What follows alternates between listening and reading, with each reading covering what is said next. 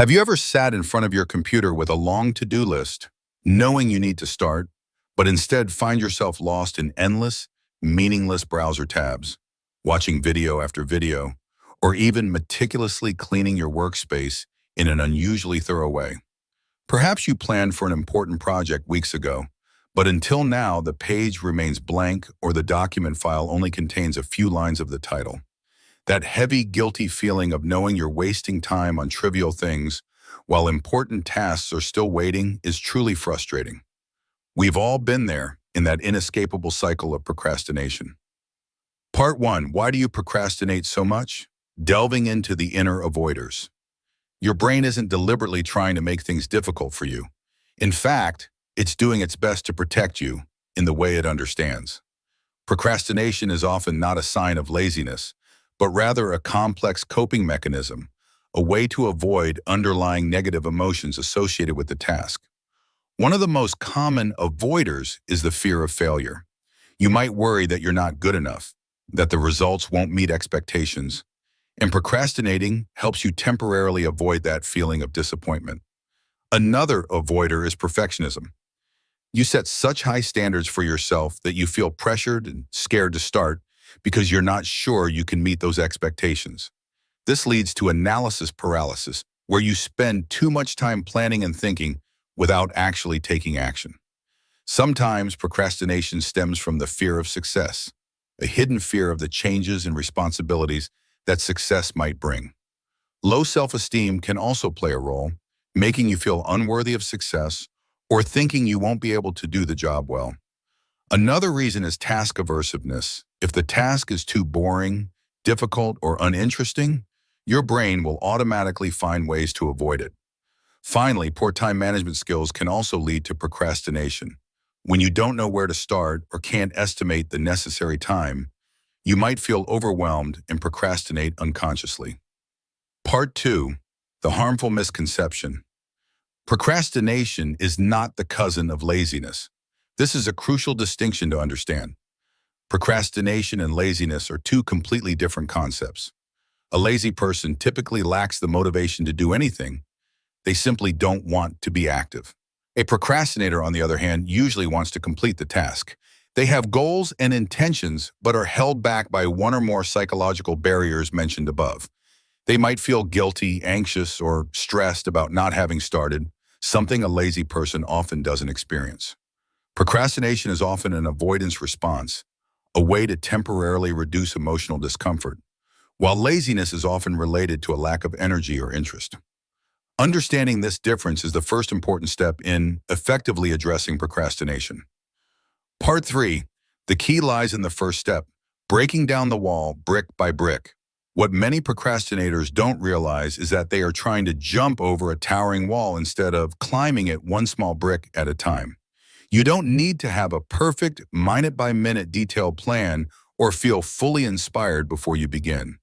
The real secret lies in focusing on taking just the very first step, no matter how small. Break down large, complex tasks into super small, specific, and manageable tasks. For example, if you need to write a long report, don't think about completing all 10 pages. Instead, aim to write just the introductory paragraph or even just outline the main points for 5 minutes. The idea here is to lower the entry barrier, making it less daunting to start. Familiarize yourself with the concept of tiny habits, very small actions that you can perform easily, but when repeated regularly, they bring surprising results. Part 4. The magical domino effect. The power of momentum. Once you get rolling, once you've overcome the initial hurdle and taken the first step, a magical domino effect will begin. This is the power of momentum. Just like pushing a stationary car, the initial push always requires the most effort. But once the car starts moving, maintaining and increasing speed becomes much easier. Similarly, the initial small action will create positive momentum, a small sense of accomplishment that will encourage you to keep moving forward. Each small step you take will increase your confidence and reduce the feeling of being overwhelmed, creating a positive feedback loop that makes it easier to stay motivated and complete the task. Part 5. Free yourself from the shackles of perfection. Progress is more important than the illusion of perfect. One of the biggest reasons we procrastinate is our obsession with perfection. We wait until we have enough inspiration, knowledge, or ideal conditions to start, believing that the first result must be flawless. But the harsh reality is that perfection is often the worst enemy of productivity. It makes us afraid of making mistakes, leading to us not daring to begin. Shift your mindset and accept that small progress, even if imperfect, is much better than no progress at all. Familiarize yourself with the 80-20 rule, also known as the Pareto principle, which shows that often 80% of the results come from 20% of the effort.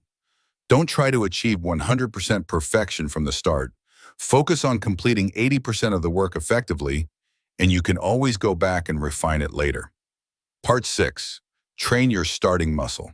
Practical strategies to defeat procrastination. Overcoming procrastination is not a one-time task, but a continuous training process. Here are some practical strategies you can apply. Set SMART goals. Ensure your goals are specific, measurable, achievable, relevant, and time-bound. Use the Pomodoro technique. Break down your work time into short intervals, typically 25 minutes of focused work, followed by 5 minutes of rest. This helps you maintain concentration and avoid feeling overwhelmed. Create a conducive work environment. Eliminate distractions such as social media notifications, noise, or a cluttered workspace. Reward yourself. After completing a small task, reward yourself with something you enjoy. This will create a positive association between work and reward, increasing your motivation. Practice self-compassion. Don't blame yourself when you procrastinate. Understand that it's a natural part of being human and focus on starting again instead of wallowing in guilt. Identify your procrastination triggers.